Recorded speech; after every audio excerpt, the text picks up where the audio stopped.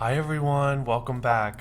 So just for reference, this episode is episode number 24, A Haunting at the Beverly Center, part 3, Forever 21, part 2. So basically this episode is going to pick up where we left off with our last episode talking to 3 associates from Forever 21.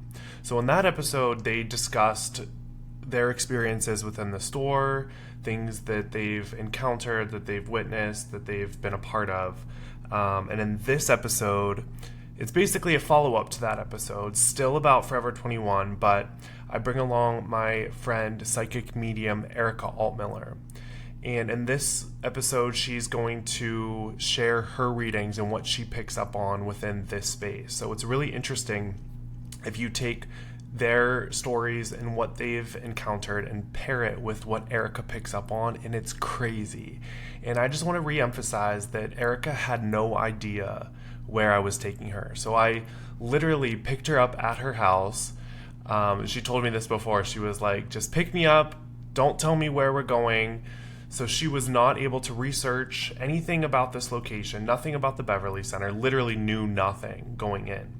So I had picked her up, and we drove to the Beverly Center. So the first part is basically us in the car just talking a little bit about the land and some things that she was able to pick up during the day. She had some downloads throughout the day of what this experience would entail, which I think is interesting. And basically, just to give you a rundown on the layout of this episode, is there are little snippets that I've kind of pieced together, so it's a little bit choppy. Just with her reading, we were in different parts of the store, so we stopped and then we restarted the recording. So it is a little choppy, but I'm going to narrate in between so you guys kind of understand where we're at, what's going on, and some of the correlations and the similarities between what Erica picks up on and their experiences within the store. So thank you again for listening. If you haven't had a chance to check out the previous episode on Forever 21, please do that first, so then this will make more sense. That's episode number 23. And I also want to emphasize that if you have had any experiences throughout these episodes within the Beverly Center, within Forever 21, please send me a DM. I know I had posted the trailer for this episode on TikTok, and it got an awesome response. I had a bunch of comments of people saying that they had worked in the mall, or that they even had just gone into the mall one time and they felt something was off, or this happened to someone they know. So please reach out. I love to read these comments, and it really helps me navigate where I'm taking this project and other people to talk with and more stories to learn. So please just send me a DM, let me know. And without further ado, let's jump right into it. Yeah, anytime I see, I kept picking up something with water, and this little girl was standing by this water for some reason. Really? Yeah. Now, when you see it, is it kind of in your mind's eye, or do you just, it's like a knowing? I see it in my clairvoyancy, and water for me is definitely a sign that a lot of spirit and a lot of things went on the land before anything was even built. Mm-hmm.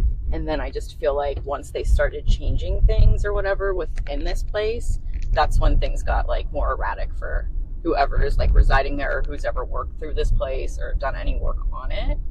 Because like I said, I feel like the earth moving or shaking. So that's a sign for me that they annoyed some spirits and ancestors. It kind of creates more chaos within that space. Yeah, and what people don't realize is they basically, just because you build a new house or you build anything on property, just because the house and the building or whatever's new and all the materials are new, it's always good to, get the house blessed or have your ancestors, thank them for allowing you to share the grounds with them, and, thanking them to agree to all the changes you're going to make with that in-ground pool. Yeah. Because they're going to haunt you literally if you do it. And that's not in every case, but some cases where there's a lot of hyperactivity, right. Gettysburg. Yeah. Stuff like that. And in your experience, or just can you always clear the land, or sometimes it's more difficult than others? You always can. Yeah. And you can it's almost like a spiritual negotiation. And it's just kind of calming. It's almost like being in an argument with 2 parties. You know what I mean? Is kind of what it's like. But like, I can see both parties, and usually the other person can't. Yeah. And you're just kind of like asking them, like, what is the issue, or what don't you like about the people residing here, or what don't you want them to do? It's just about permission a lot of the times, is what they're, or thankfulness, you know, or gratitude towards them. Acknowledging they were there first is the biggest thing. And just coming to like an agreement where both people can kind of live in peace. Yeah. Because I didn't understand my gift that much back in the day, and my parents built a new house when I was in college, and it was so haunted. Like, I literally couldn't figure out why I'd spend summers like going to just take extra classes in the summer. It's like I never wanted to be at that house. I just couldn't take it.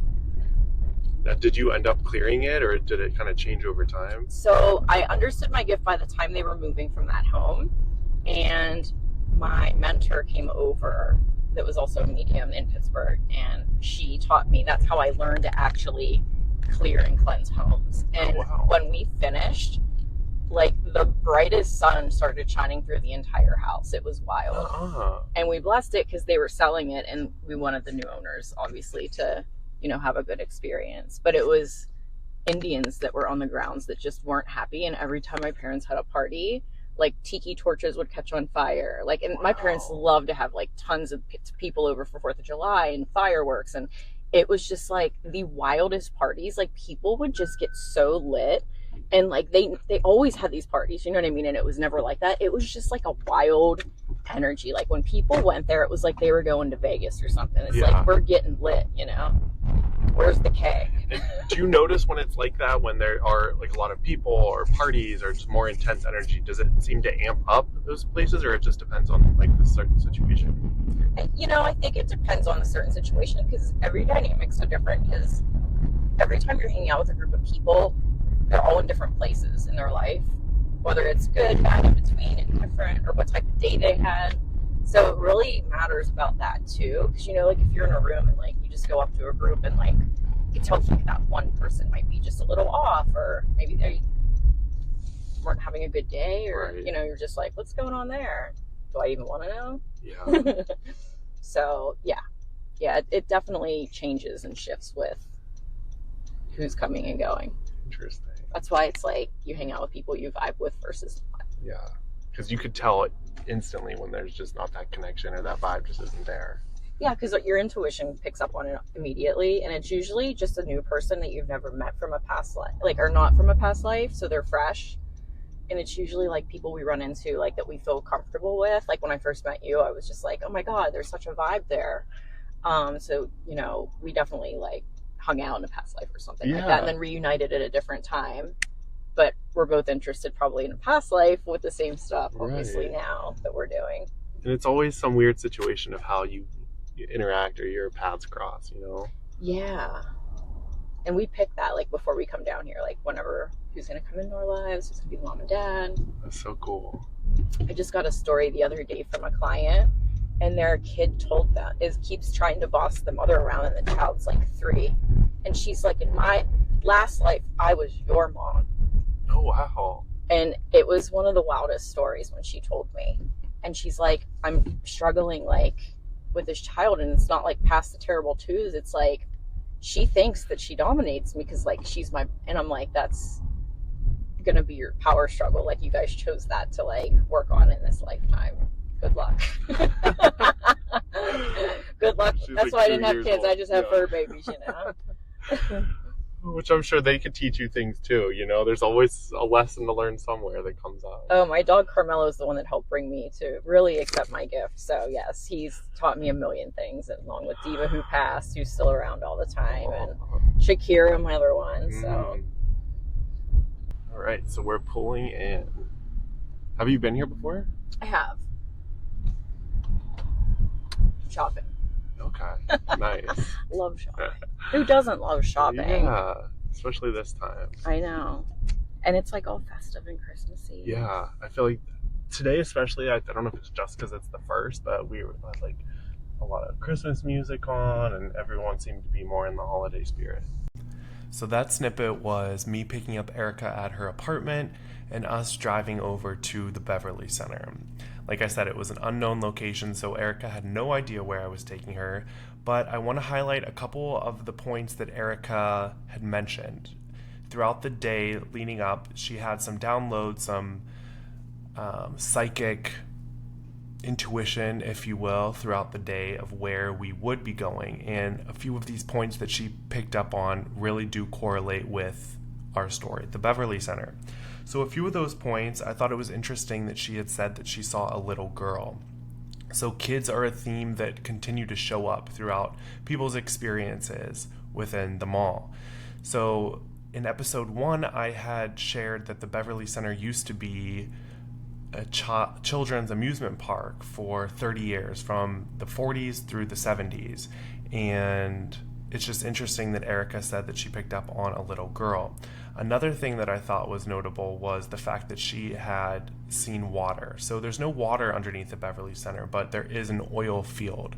So this oil rig, it's still being used today, and oil as a liquid is a conductor of electricity. And one of the things with the paranormal is there tends to be a lot of energy and paranormal energy when it comes to liquid, water, or in this case, oil. So that's something else that I thought was interesting that correlated.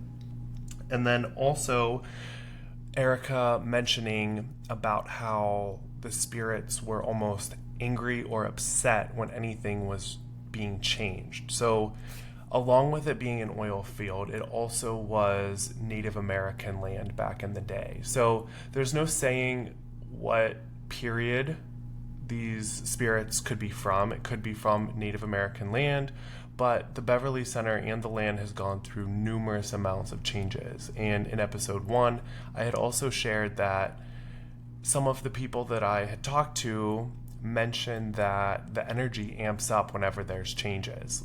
Like the temporary store I worked in that we featured on episode 1, whenever the store would change into something else, the space, it seemed that the energy would amp up even more. So that correlates with what Erica said. Also in 2015, the mall went through an extensive remodel. A lot had changed, and many people mentioned that period there was a lot of activity as well. On the other side of the 8th floor, which we'll get into, has been abandoned for like 10 years. And some people are saying that possibly it's because there's so much energy and paranormal activity in that area that the ghosts literally don't want the change, so they just left it as is. So we'll cover that later in a future episode, but I just wanted to note these correlations between what Erica's picking up before we get there and what has been known to occur on this land. It's weird because, like, whenever I just saw that little kid, I kept seeing a bunch of little kids, like, in my mind. Interesting. So, like, a lot. Just, like, running around. And I feel like someone either had a bunch or, like, was just kind of rude. And just, like, not a very, like, super...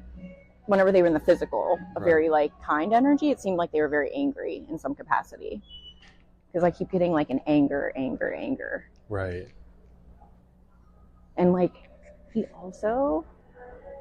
It's like he's showing me, like a flag or bandana or something, like, waving it. So I don't know what the connection is with that. But to me, it's, like, something like waving the flag now. Like, almost like I want, like, the war to be over. I don't know what that means.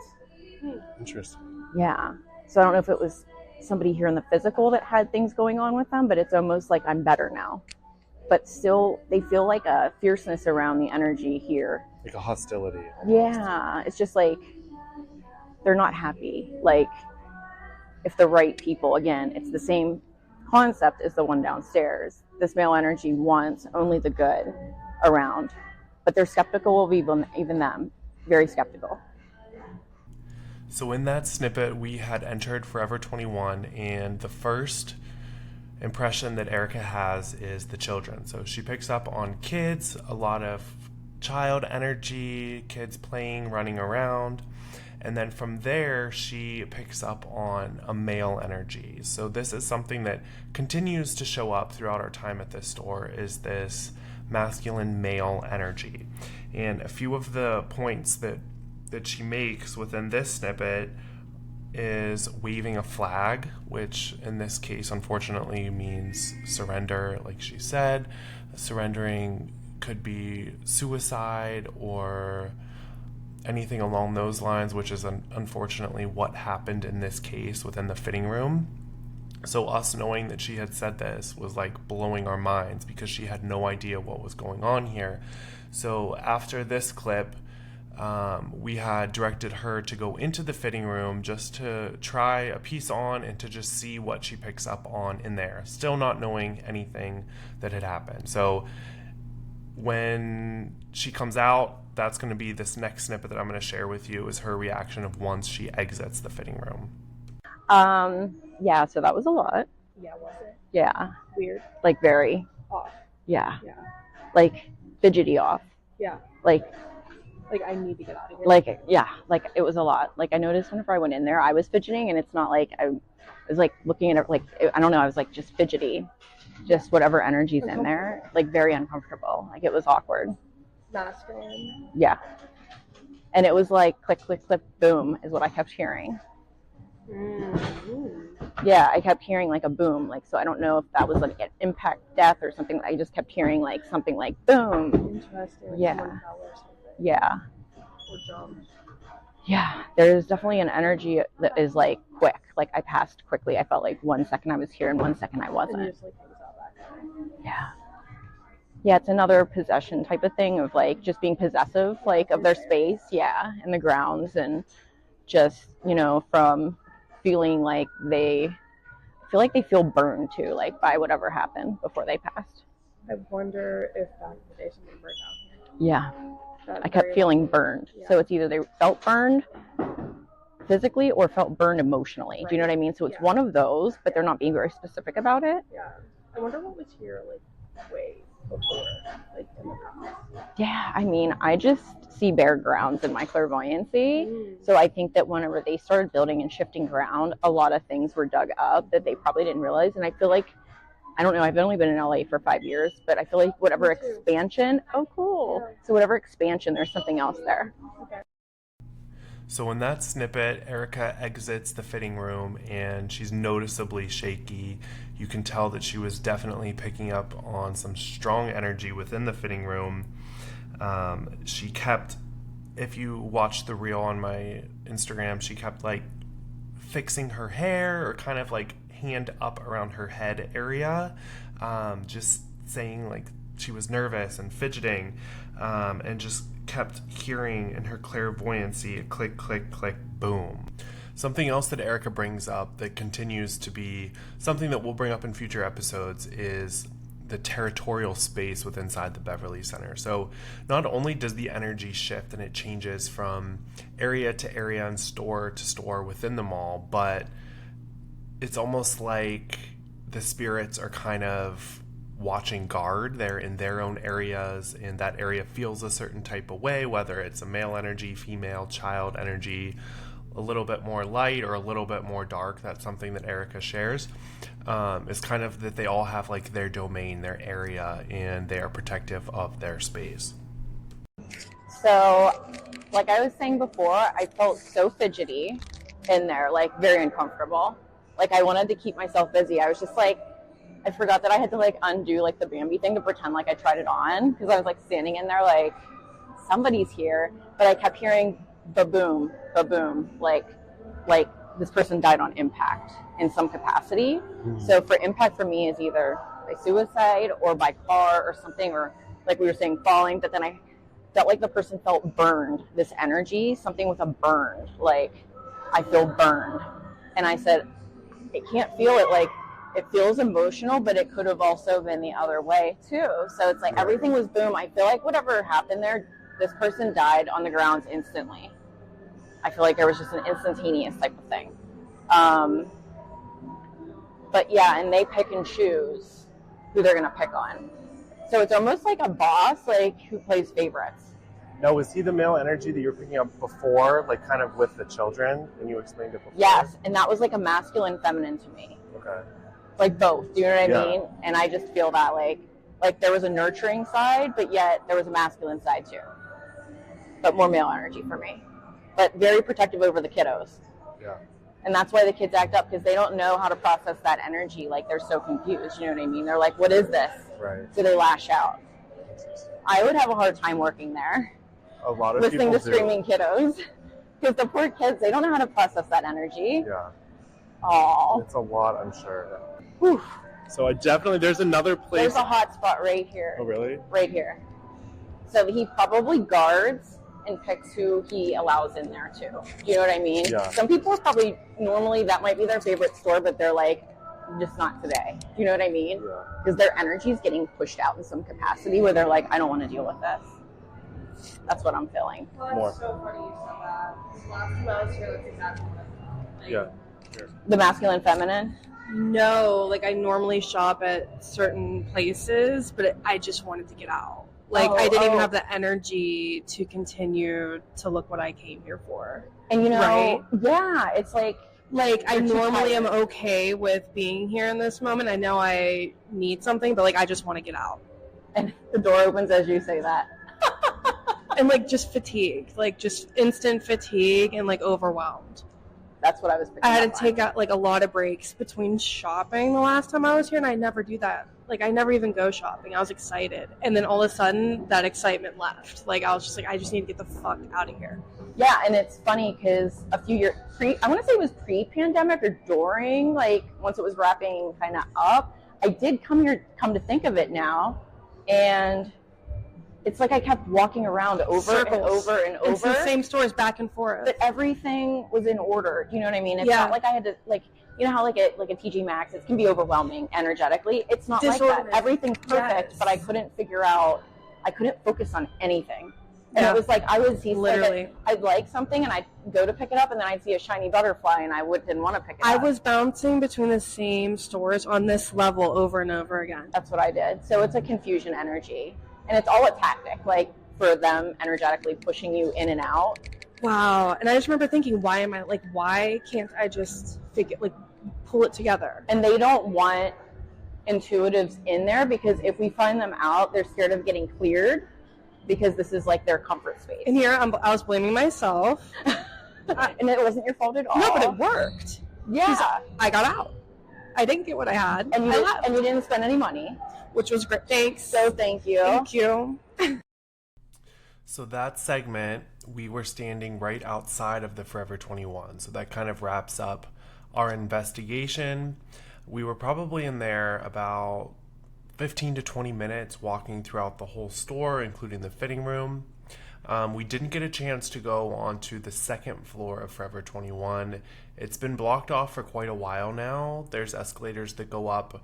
There has been energy reported, like what was shared in the last episode. One of my guests who worked at Forever 21 did share some of the activity, but unfortunately we weren't able to go up there with Erica.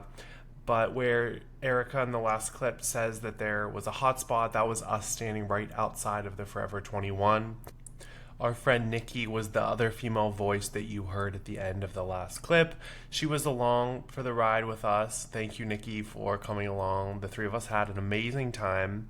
And this is an ongoing investigation. So like I said, if you know of any stories or if you've had personal experiences yourself, please tell me. I'd love to hear, to incorporate that into the future of this podcast. So thank you guys for listening and stay tuned for the next segment.